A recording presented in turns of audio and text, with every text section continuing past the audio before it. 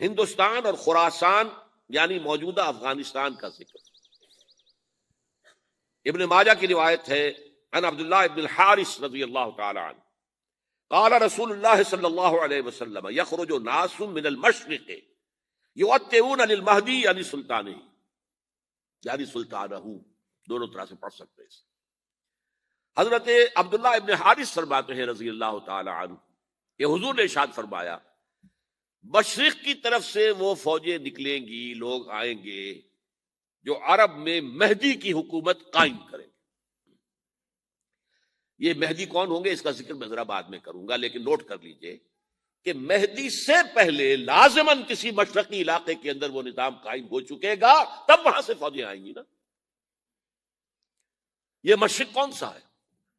عرب کے مشرق میں آپ چلیے، ایران بھی آ جائے گا، افغانستان بھی ہے، پاکستان بھی ہے، اور اگر اسے اور توسیع دیں تو ہندوستان بھی ہے۔ یہ ہے عرب کا مشرق، اس سے فوجیں جائیں گی۔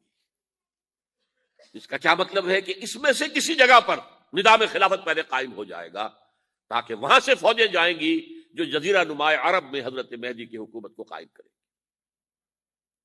اب دوسری حدیث سنیے، یہ سنن ابن ماجہ کی حدیث تھی جو میں نے آپ کو سنائی، آپ نے پڑھی۔ دوسری عن ابی ہریرہ رضی اللہ تعالی عنہ، یہ ترمذی شریف کی روایت ہے، قال قال رسول اللہ صلی اللہ علیہ وسلم یخرج من خراسان رایات سود لا يردها شیء حتی تنصب بایلیا۔ خراسان کے علاقے سے سیاہ جھنڈے لے کر فوجیں آئیں گی، ان کا رخ کوئی موڑ نہیں سکے گا، ان کو پیچھے پھیر نہیں سکیں گے کوئی بھی، یہاں تک کہ وہ یروشلم میں جا کر جھنڈے نصب کر دیں گے۔ ایلیا حضور کے زمانے میں یروشلم کو کہتے تھے۔ یہ یروشلم تھا جب حضرت سلیمان کی حکومت تھی اور یہاں پر معبد سلیمانی، ہیکل سلیمانی قائم ہوا، پھر یہ یروشلم ہی رہا ہے تاریخ میں، یہاں تک کہ سن 70 عیسوی میں جب ٹائٹس رومی جنرل نے اس کو گرایا، ختم کیا، سیکنڈ ٹیمپل گرا دیا، اور یہاں سے یہودیوں کو کہا نکل جاؤ، یہاں سے کوئی یہودی باقی نہیں رہا، تب بالکل تہو بالا برباد کر دیا۔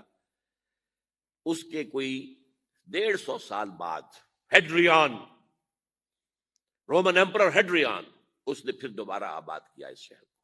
150 سال تک یہ بالکل بنجر اور بالکل غیر آباد پڑا تھا۔ اب ہیڈریان نے جب آباد کیا تو اس کا نام ایلیا رکھا، اب یروشلم نام نہیں تھا۔ تو حضور کے زمانے میں پھر اس کا نام ایلیا، اور اب اس سے کیا معلوم ہو رہا ہے کہ یہ یروشلم مسلمانوں کے قبضے سے اس وقت نکلا ہوا ہوگا۔ ایک دفعہ پہلے نکلا تھا، 1099 عیسوی میں مسلمانوں کے ہاتھ سے نکلا، کروسیڈرز، عیسائیوں نے آ کر اس کو قبضے میں کیا، لاکھوں مسلمانوں کو مارا، قتل کیا۔ اس کو 1187 عیسوی میں واپس لیا ہے۔ کس نے لیا ہے؟ صلاح الدین ایوبی کرد۔ عرب کھوکھلے ہو چکے تھے، عربوں نے کھویا، واپس نہیں لے سکے، بہت حکومت کر چکے تھے، 400-500 برس کی حکومت، اور ان کے عیش اور ان کے آرام، اب ان میں جان نہیں تھی کہ وہ واپس لے سکے۔ واپس لینے والا گرم کرد خون تھا، صلاح الدین ایوبی۔ تو گویا کہ اب آپ سمجھئے کہ 88 برس تک عیسائیوں کا قبضہ رہا یروشلم پر۔ اب 1967 میں یہودیوں نے قبضہ کیا ہے، اور اب 38 برس تو ہو گئے، 88 نہیں، 38 برس تو ہو گئے، لیکن وہ دور آئے گا کہ اب پھر لیں گے۔ لینے والے عرب بھی نہیں ہوں گے، خراسان کے علاقے سے فوجیں آئیں گی۔ یہ خراسان کیا تھا؟ ایلیا تو میں نے آپ کو بتایا یروشلم کا نام ہے۔ خراسان اس زمانے میں ایک بہت بڑے ملک کو کہتے تھے، کچھ حصہ پاکستان کا بھی اس میں شامل ہے، کچھ حصہ ایران کا بھی ہے۔ ایران کے اس حصے کو اب بھی خراسان کہتے ہیں۔ خراسان ایک صوبہ ہے ایران کا، چھوٹا سا۔ پاکستان میں خاص طور پر یہ جو علاقہ مالاکنڈ ایجنسی کہلاتی ہے، اس سے اوپر جتنا علاقہ ہے، اور یہ جو واخان کی ایک پٹی آتی ہے اوپر، واخان افغانستان کی ایک پٹی سی دم سی چلی آتی ہے جو جا کر چائنا کی سرحد سے مل جاتی ہے، یہاں سے لے کے یہاں تک یہ جو مالاکنڈ کا وہ درہ ہے اور پہاڑ ہے، یہ بھی خراسان کا حصہ ہے۔ باقی تقریباً 2/3 آف افغانستان، ساؤدرن حصہ نہیں ہے خراسان کا حصہ، یہ سیستان کہلاتا تھا، یہ خراسان نہیں ہے۔ لیکن یہ کہ اوپر کا 2/3 آف افغانستان اور اس کے ساتھ یہ جو عرب جو اب یہ ترک ممالک آزاد ہوئے ہیں سوویت یونین کے ڈسولوشن کے ساتھ، یہ سارا علاقہ کہلاتا ہے خراسان بزرگ، دی گریٹ خراسان۔ ایک مرتبہ ایک یہاں کا جو کاؤنسلیٹ ایران کا وہ آئے تھے میرے پاس، ان کے ایک اہم آدمی، ان سے میں نے پوچھا خراسان، تو پہلے تو ان کا خراسان ہمارا ایک صوبہ ہے، میں نے کہا نہیں مجھے خراسان، او خراسان بزرگ، وہ جو آپ دی گریٹر خراسان کی بات کر رہے ہیں وہ یہ تھا۔ پھر میں نے اور ذریعوں سے بھی تحقیق کی، پہلے خیال تھا کہ پورا افغانستان اس میں شامل ہے، لیکن اب معلوم ہوا کہ نہیں، یہ جو جنوبی حصہ ہے یہ سیستان کہلاتا تھا، کچھ بلوچستان کا حصہ اس میں شامل تھا اور کچھ یہ جنوبی حصہ افغانستان۔ یہاں سے فوجیں جائیں گی اور یہ فوجیں جا کر خراسان سے چل کر ایلیا پہنچیں گی، یروشلم پہنچیں گی اور اپنے جھنڈے گاڑ۔ اس کا جو نتیجہ نکلتا ہے وہ آپ سمجھ لیجئے۔ اس میں بھی اب میں اس سیر ترجمان القرآن اقبال کا ایک شعر آپ کو سنا رہا ہوں۔ ایک تو انہوں نے جو اردو میں کہا تھا، میرے عرب کو آئی ٹھنڈی ہوا جہاں سے، میرا وطن وہی ہے، میرا وطن وہی ہے۔ ٹھنڈی ہوا حضور کو آئی، مجھے ہندوستان کی طرف سے ٹھنڈی ہوا آ رہی ہے صلی اللہ علیہ وسلم۔ اس کا جو ہے حوالہ مجھے نہیں مل سکا ہے اب تک، لیکن لوگ مانتے ہیں کہ ہاں ہے، حدیث ہے، پڑھی ہے ہم نے، لیکن بتا نہیں پا رہے کوئی۔ اور ظاہر بات ہے کہ حدیث کا ذخیرہ اتنا وسیع ہے کہ اس میں سے تلاش کرنا آسان کام نہیں، اور اقبال کو کافی علم تھا ان چیزوں کا، تو اس کو بغیر کسی بنیاد کے نہیں کہہ سکتا، میرے عرب کو آئی ٹھنڈی ہوا جہاں سے، میرا وطن وہی ہے، میرا وطن وہی ہے۔ لیکن اس سے بھی زیادہ جو بات ہے وہ علامہ اقبال کا ایک شعر ہے جس کے پہلے مصرے میں تو حضرت مہدی کا ذکر ہے، وہ میں بعد میں اس کا ذکر کروں گا جب ان کا وقت آئے گا۔ خضر وقت از خلوت دشت حجاز آید بروں، خضر وقت، وقت کا خضر، میرے نزدیک وقت کا مجدد حضرت مہدی، وہ خلوت حجاز سے باہر آئیں گے۔ خضر وقت از خلوت دشت حجاز آید بروں، کارواں زیں وادی دور و دراز آید بروں، کارواں اس وادی دور و دراز سے چلے گا۔ یہ وادی دور و دراز کون سی ہے؟ وادی سندھ۔ وادی سندھ کا تصور پتہ نہیں آپ کو کیا ہے، آپ کو معلوم ہونا چاہیے کہ وادی سندھ، یہ سارے ٹریبیوٹس جو آ رہے ہیں جو وادی اس دریائے سندھ میں مل رہے ہیں، جیسے ایک درخت ہوتا ہے اور اس کی شاخیں ہیں، وہ تو درخت کے تنے سے نکلی ہیں، ایک یہ کہ ٹریبیوٹریز ہوتی ہیں، چھوٹے چھوٹے دریا ہوتے ہیں، وہ ملتے ہیں تو ایک بڑا دریا بنتا ہے۔ یہ ٹریبیوٹریز مشرق سے بھی آ رہی ہیں سندھ میں اور مغرب سے بھی آ رہی ہیں۔ افغانستان کا جو مشرقی حصہ اسی وادی سندھ کے اندر ہے، اور یہ موجودہ پاکستان، بلکہ اس میں سے کچھ حصہ جو ہم چھوڑ چکے ہیں، ہم سے نکل گیا دریائے ستلج تک، یہ اس وادی سندھ کا حصہ ہے۔ کہاں آ رہا ہے ستلج؟ سندھ میں، اور بیاس تو ستلج میں پہلے ہی آ گیا، راوی آ گیا، چناب آ گیا، جہلم آ گیا، سب سندھ میں پہنچ گئے، پٹھن کوٹ میں سب پہنچ گئے کہ نہیں پہنچ گئے؟ اوپر سے یہ دریائے سوات آ رہا ہے، یہ دریائے دیر آ رہا ہے، یہ دریا فلاں آ رہا ہے، یہ دریا فلاں آ رہا ہے، سب دریائے کابل میں ہو کر کہاں پہنچے؟ سندھ میں۔ اوپر سے دریائے ہنزا آ رہا ہے، دریائے گلگت آ رہا ہے، کہاں آ کر گرے؟ سندھ میں۔ پھر یہ جو دریا آ رہے ہیں جو ہمارے جو ہے درائے گومل سے چلا آ رہا ہے، ٹوچی چلا آ رہا ہے، کہاں جاتے؟ سندھ میں۔ یہ پوری وادی ہے، یہ افغانستان کا مشرقی حصہ جو پختون ہے، 100% پختون، وہ در حقیقت وادی سندھ کے اندر ہے۔ یہ دو طرف سے وادی سندھ۔ کارواں زیں، زیں سے مراد ازیں، کارواں ازیں وادی دور و دراز آیت بروں، فوجیں یہاں سے جائیں گی حضرت مہدی کی حکومت قائم کرنے کے لیے۔ خضر وقت از خلوت دشت حجاز آیت بروں، کارواں زیں وادی دور و دراز آیت بروں۔ یہ ہے اس سیر کا۔ حالانکہ یہی شخص ہے جو اپنے خطبات کے اندر نفی بھی کرتا ہے کہ یہ مہدی اور وہ یہ سب تصورات جو ہیں یہ کوئی صحیح نہیں ہے، اور یہ پرانی کوئی روایات چلی آ رہی تھی، ہر مذہب میں تصور ہے، اس طرح کی بات کہی ہے۔ جب عقل سے بات کرتا تھا اس میں ٹھوکریں کھاتا تھا، جب دل سے اس کے یہ سیلاب کے مانند چشمہ ابھرتا تھا دل سے اس کی شاعری کا، اس میں ہوتے تھے وہ حقائق کہ جو ابدی ہے۔ اس پر جو اشفاق صاحب ہوتے تھے ہمارے ہاں، اشفاق احمد ادیب، ڈرامہ نگار، تلقین شاہ، انہوں نے بڑی پیاری بات کہی تھی، اگرچہ ان کا مذاق اڑایا تھا روزنامہ نگار وقت نے، بات بڑی پیاری تھی۔ اقبال ایک دن کا اقبال تھا، ایک رات کا اقبال تھا۔ دن کا اقبال فلسفی تھا، وہ اپنی عقل سے غور و فکر کرتا تھا، اس کا حاصل تو ہے وہ لیکچرز، خطبات، ان میں بہت سی باتوں پر علماء کو شدید اعتراض ہے۔ ایک رات کا اقبال تھا، اسے الہام ہوتا تھا، سیلاب آتا تھا شاعری کا، اور وہ اقبال جو ہے اصل اقبال ہے۔ اور اس کو کہا اقبال نے خود، ڈاکٹر یوئنگ ہوتے تھے جو پرنسپل تھے ایف سی کالج کے، ان کے نام سے یوئنگ ہال اب بھی موجود ہے نیلا گنبد چوک میں، ایک ہاسٹل بنایا تھا انہوں نے، یوئنگ ہال۔ ایک دعوت میں سب جمع تھے، ڈاکٹر یوئنگ بھی تھے، علامہ بھی تھے۔ یوئنگ نے بڑا تیکھا وار کیا کہ ڈاکٹر اقبال، ہم نے سنا ہے کہ آپ جیسا آدمی بھی وربل ریولیشن کا قائل ہے۔ کو پہلے مسئلہ سمجھ لیجئے ورنہ واقعہ سمجھ میں نہیں آیا تھا۔ ایک ہے وربل، وحی باللفظ، قرآن کے بارے میں ہمارا عقیدہ یہ الفاظ اللہ کے ہیں۔ ایک ہوتا ہے وحی، لیکن اس وحی میں لفظ جو ہے وحی کا نہیں ہوتا، بلکہ وہ انسپیریشن کہلاتی ہے، کوئی بات آپ کے ذہن میں ڈال دی گئی، آپ نے اپنے الفاظ میں اس کو ادا کیا۔ تو یہ سمجھتے ہیں کہ وحی جو ہے یہ ہمیشہ وحی باللفظ وربل نہیں ہوتی، یہ عیسائیوں کا عقیدہ ہے۔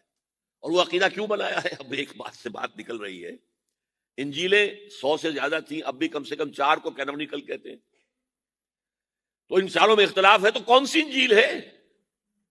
میں جب پڑھتا تھا میڈیکل کالج میں تو میں نے منٹگومری میں ایک بہت بڑا کمیشن ہے، تو وہاں پادری صاحب سے مسٹر وائٹ جا کے میں نے کہا کہ which one of these is Bible? جواب آپ سنیے، ذہانت کا شاہکار ہے، none of them is Bible. Bible is in them. ان میں سے کوئی بائبل نہیں ہے، بائبل ان کے اندر ہے۔ یعنی جو مفہوم عیسیٰ کو وہ خدا سمجھتے ہیں اور ان کو اپوسلز کہتے ہیں، یہ نبی تھے، حضرت عیسیٰ کے رسول تھے، یہ متی ہوں یا جون ہوں جو بھی ہیں، اپوسلز ہیں۔ تو جو حضرت عیسیٰ نے ان سے کہا وہی کی، انہوں نے اپنے الفاظ میں اس کو ادا کیا ہے، لہذا علیحدہ علیحدہ ہو جائے گا معاملہ، جیسا کہ احادیث کے اندر ہے۔ تو اقبال سے کہا کہ اقبال، ڈاکٹر اقبال، میں نے سنا کہ آپ بھی وربل ریولیشن کے قائل ہیں۔ کہ بالکل، اور مجھے تو ذاتی تجربہ ہے، مجھ پر جو شعر اترتا ہے وہ الفاظ میں ڈھلا ہوا ہوتا ہے، میں تبدیلی کرنا چاہوں تو نہیں کر سکتا۔ چپ ہو گیا یوئنگ، اب آگے کیا بولے گا یوئنگ؟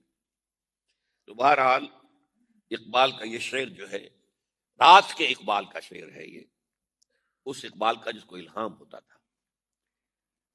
خضر وقت از خلوت دشت حجاز آیت بروں، کارواں زیں وادی دور و دراز آیت بروں۔ اب میں نے اب تک تو یہ ڈسکس کیا ہے قرآن، حدیث، سنت اور ایک ترجمان القرآن کے حوالے سے۔ اب آئیے عالمی حالات کے حوالے سے دیکھیں۔ عالمی حالات سے بھی معلوم ہوتا ہے کہ ایک عالمی ریاست تقدیر مبرم ہے۔ زمانہ تیزی کے ساتھ ادھر جا رہا ہے، جبکہ پوری دنیا کی ایک ریاست ہوگی، بلکہ بہت پہلے سے اس کا تقاضا پیدا ہو چکا ہے۔ دنیا اتنی چھوٹی ہو گئی ہے، آج آپ اسے کہتے ہیں گلوبل ولیج، یہ تو گاؤں کے مانند ہے، اب کوئی فاصلہ نہیں رہا۔ امریکہ میں تاج پوشی ہو رہی ہے بش صاحب کی، اور کا منظر ہم بیٹھے دیکھ رہے ہیں، سارا کا سارا 12,000 میل دور بیٹھے ہوئے دیکھ رہے ہیں۔ دنیا کیا ہے؟ یہ تو ایک گاؤں ہے، ایک شہر ہے۔ اور ایک عالمی ریاست اگر قائم نہیں ہوتی تو دنیا میں کبھی امن قائم نہیں ہو سکتا۔ لہذا دنیا میں امن کے لیے ایک عالمی ریاست ضروری ہے، اور اسی کے پہلے قدم کے طور پر وہ لیگ آف نیشنز جو ہے قائم کی گئی تھی۔ کوئی تو ادارہ ایسا ہونا چاہیے جہاں دنیا کے سارے ممالک کے نمائندے بیٹھیں، سوچیں، غور کریں، فیصلے کریں۔ اگرچہ وہ جو بے ایمانیاں دلوں میں تھیں، جو بدنیتیں دلوں میں تھیں، انہوں نے ناکام کر دیا اس کو، لہذا وہ مر گئی، ختم ہو گئی۔ ہاں، جنم دے گئی اسرائیل کو، اس کے بطن سے اسرائیل نے جنم لیا، اسرائیل نے نہیں، بالفور ڈکلریشن نے، کہ یہودیوں کو فلسطین میں آباد ہونے کی اجازت ہے۔ اچھا، جب وہ ختم ہو گئی تو تقاضا موجود تھا، کوئی ادارہ ایسا ہونا چاہیے بھائی بیٹھے سب کے سب وہاں فیصلے کریں، ورنہ تو دو برتن کھڑک جائیں گے تو اس کے بعد وہ عالمی جو ہے ایک کنفرنٹیشن ہو سکتی ہے. تب یہ پھر دوبارہ یونائٹڈ نیشنز آرگنائزیشن بنی، اور اب وہ بھی دم توڑ رہی ہے بیچاری، کئی روز سے دم توڑ رہی ہے، اس لیے کہ عراق وار کے ضمن میں ایک پیسہ بھر بھی وقت نہیں دی بش نے یو این او کی حمایت یا مخالفت کو. کیا رہ گیا اس کا وجود؟ بس ایک کلب ہے، آؤ بیٹھے گفتگو کرو، اللہ اللہ خیر سلام. جتنے ریزولوشن یو این او نے پاس کیے جنرل اسمبلی نے اسرائیل کے خلاف، سب کو ویٹو کیا ہے امریکہ نے. تو فائدہ کیا ہوا بھائی؟ جنرل اسمبلی کا فیصلہ کشمیر کے بارے میں موجود ہے 55 سال سے، اس پر عمل درآمد نہیں ہو سکتا. تو وہ در حقیقت جب عدل انسان کے اندر نہ ہو، اللہ پر ایمان اور یقین نہ ہو، آخرت کے محاسبے کا احساس نہ ہو، تو کوئی بھی آپ ادارہ بنا لیں فیل ہو جائے گا.